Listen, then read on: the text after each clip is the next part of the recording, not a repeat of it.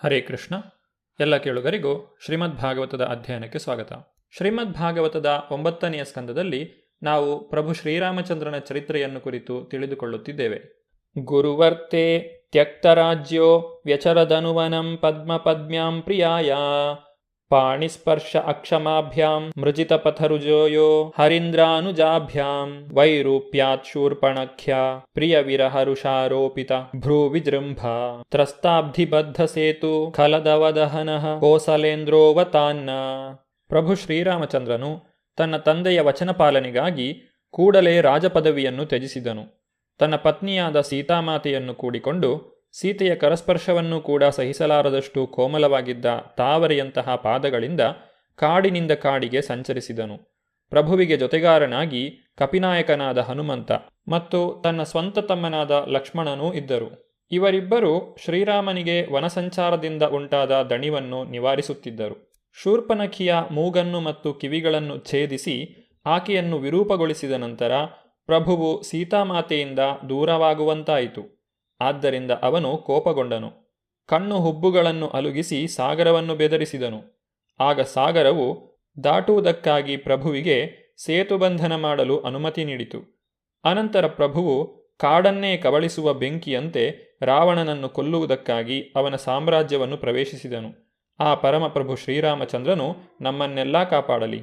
ವಿಶ್ವಾಮಿತ್ರನ ಯಜ್ಞರಂಗದಲ್ಲಿ ಅಯೋಧ್ಯಾಪತಿಯಾದ ಪ್ರಭು ಶ್ರೀರಾಮಚಂದ್ರನು ಅನೇಕ ರಾಕ್ಷಸರನ್ನು ಮತ್ತು ಕತ್ತಲೆಯಂತೆ ರಾತ್ರಿ ಸಂಚಾರ ಮಾಡತಕ್ಕ ಅನಾಗರಿಕ ಮನುಷ್ಯರನ್ನು ಸಂಹಾರ ಮಾಡಿದನು. ಲಕ್ಷ್ಮಣನ ಎದುರಿನಲ್ಲಿಯೇ ಈ ರಾಕ್ಷಸರನ್ನು ಸಂಹಾರ ಮಾಡಿದ ಭಗವಾನ್ ಶ್ರೀರಾಮಚಂದ್ರನು ಕರುಣೆಯಿಂದ ನಮ್ಮನ್ನೆಲ್ಲರನ್ನೂ ರಕ್ಷಿಸಲಿ. ಭಗವಾನ್ ಶ್ರೀರಾಮಚಂದ್ರನ ಲೀಲೆಗಳು ಮರಿಯಾನೆಯ ಲೀಲೆಗಳ ಹಾಗೆ ಆಶ್ಚರ್ಯಕರವಾದವು. ಸೀತಾ ಸ್ವಯಂವರದ ಸಭೆಯಲ್ಲಿ ಈ ಲೋಕದ ವೀರರ ಮಧ್ಯದಲ್ಲಿ ಅವನು ಶಿವಧನಸ್ಸನ್ನು ಮುರಿದನು.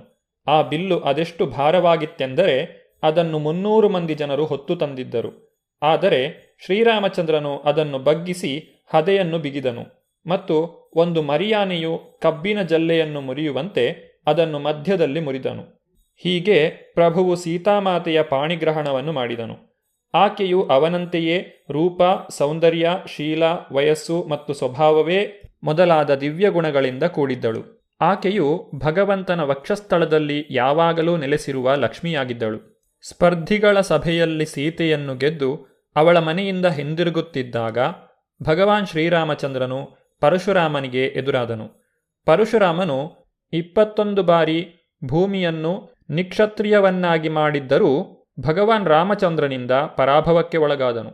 ಹೆಂಡತಿಗೆ ಕೊಟ್ಟಿದ್ದ ಮಾತಿಗೆ ಬದ್ಧನಾದ ತನ್ನ ತಂದೆಯ ಆಜ್ಞಾಧಾರಕನಾಗಿ ಶ್ರೀರಾಮಚಂದ್ರನು ತನ್ನ ಸಾಮ್ರಾಜ್ಯವನ್ನು, ಐಶ್ವರ್ಯವನ್ನು, ಸ್ನೇಹಿತರನ್ನು, ಹಿತಚಿಂತಕರನ್ನು, ಅರಮನೆಯನ್ನು ಮತ್ತು ಇತರ ಎಲ್ಲವನ್ನೂ ಮುಕ್ತವಾದ ಆತ್ಮವು ತನ್ನ ಪ್ರಾಣಗಳನ್ನು ತ್ಯಜಿಸುವ ಹಾಗೆ ತೊರೆದು ಸೀತೆಯೊಂದಿಗೆ ಕಾಡಿಗೆ ತೆರಳಿದನು.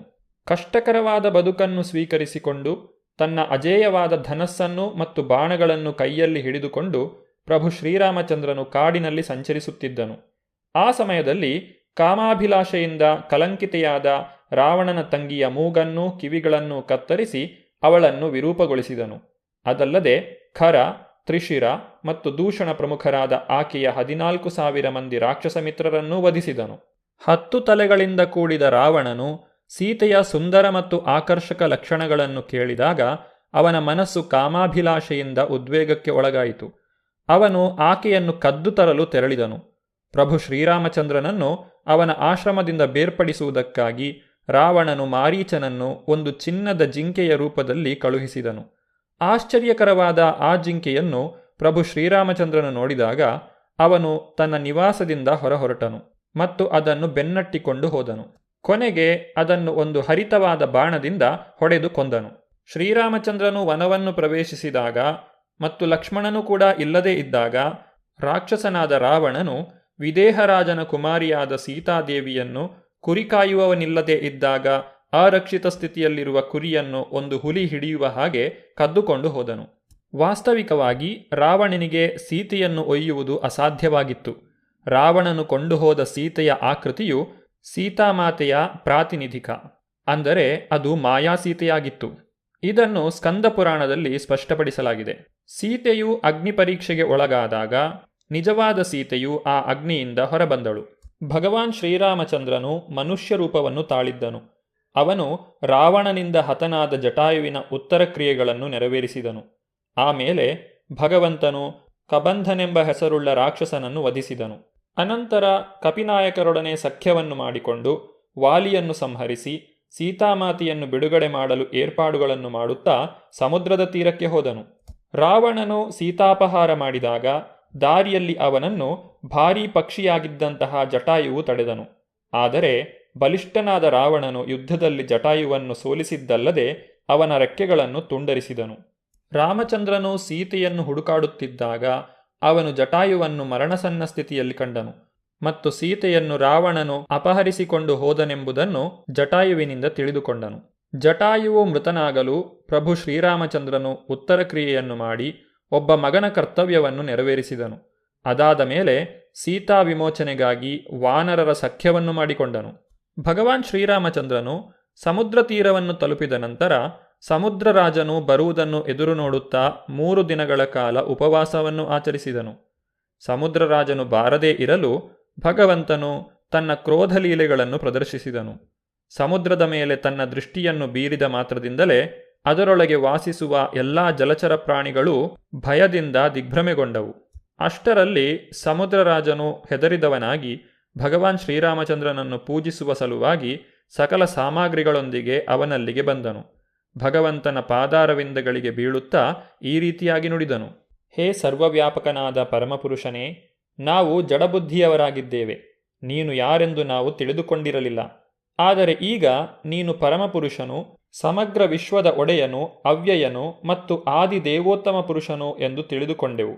ದೇವತೆಗಳು ಸತ್ವಗುಣದಿಂದ, ಪ್ರಜಾಪತಿಗಳು ರಜೋಗುಣದಿಂದ ಮತ್ತು ಭೂತಪತಿಗಳು ತಮೋಗುಣದಿಂದ ಸ್ಫೂರ್ತಿಗೊಂಡವರಾಗಿದ್ದಾರೆ. ಆದರೆ ನೀನು ಈ 3 ಗುಣಗಳಿಗೆ ಸ್ವಾಮಿಯಾಗಿರುವೆ.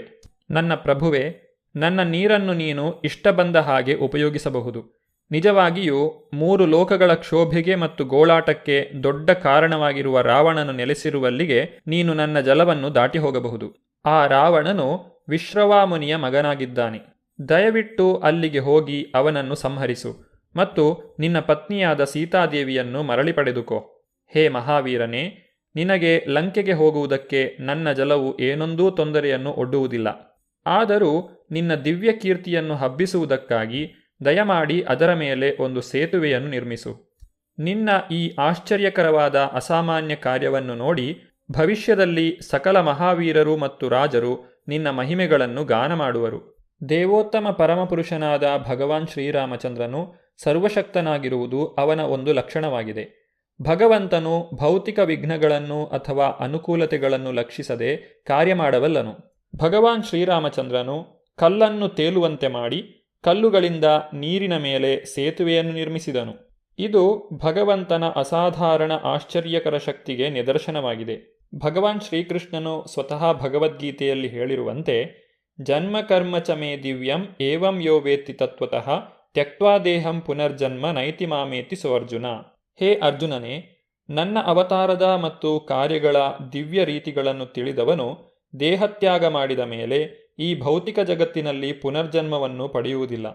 ಆದರೆ ಅವನು ನನ್ನ ಶಾಶ್ವತವಾದ ಧಾಮವನ್ನು ಸೇರುತ್ತಾನೆ. ಭಗವಂತನ ಕಾರ್ಯಗಳು ಸಾಮಾನ್ಯವಾದದ್ದಲ್ಲ, ಅವು ದಿವ್ಯವಾಗಿ ಆಶ್ಚರ್ಯಕರವಾಗಿವೆ. ಇತರ ಯಾವ ಜೀವಿಗೂ ಮಾಡಲು ಅಸಾಧ್ಯವಾಗಿವೆ. ಭಗವಂತನ ಕಾರ್ಯಗಳ ಲಕ್ಷಣಗಳೆಲ್ಲವೂ ಶಾಸ್ತ್ರೋಕ್ತವಾಗಿವೆ ಮತ್ತು ಅವನ್ನು ತಿಳಿದುಕೊಂಡ ಮೇಲೆ ಭಗವಂತನನ್ನು ಯಥಾರೂಪವಾಗಿ ಒಪ್ಪಿಕೊಳ್ಳಬಹುದು. ಮಹಾಕಪಿಗಳು ಕೈಗಳಿಂದ ಕಿತ್ತು ತಂದ ಮರಗಳನ್ನು ಮತ್ತು ಇತರ ವನಸ್ಪತಿಗಳಿಂದ ಕೂಡಿದ ಪರ್ವತ ಶಿಖರಗಳನ್ನು ಹಾಕಿ ಸಮುದ್ರಕ್ಕೆ ಸೇತುವೆಯನ್ನು ಕಟ್ಟಲಾಯಿತು. ಆಮೇಲೆ ಭಗವಾನ್ ಶ್ರೀರಾಮಚಂದ್ರನು ರಾವಣನ ಹಿಡಿತದಿಂದ ಸೀತಾದೇವಿಯನ್ನು ಬಿಡಿಸುವುದಕ್ಕಾಗಿ ಲಂಕೆಗೆ ಹೋದನು. ರಾವಣನ ಸಹೋದರನಾದ ವಿಭೀಷಣನ ದಿಗ್ದರ್ಶನದಿಂದ ಮತ್ತು ನೆರವಿನಿಂದ ಪ್ರಭುವು ಸುಗ್ರೀವ, ನೀಲ ಮತ್ತು ಹನುಮರಂತಹ ಮುಖ್ಯರಾದ ಕಪಿಸೈನಿಕರೊಂದಿಗೆ ರಾವಣನ ಸಾಮ್ರಾಜ್ಯವಾದ ಲಂಕೆಯನ್ನು ಪ್ರವೇಶಿಸಿದನು. ಆ ಲಂಕೆಯ ಕೆಲವು ಭಾಗಗಳನ್ನು ಹನುಮಂತನು ಆಗಲೇ ಸುಟ್ಟು ಹಾಕಿದ್ದನು. ಮರಗಳಿಂದಲೂ ಗಿಡಗಳಿಂದಲೂ ಕವಿದಿದ್ದ ಪರ್ವತಗಳ ಶಿಖರಗಳನ್ನು ಕಪಿಸೈನಿಕರು ಸಮುದ್ರಕ್ಕೆ ಎಸೆದರು.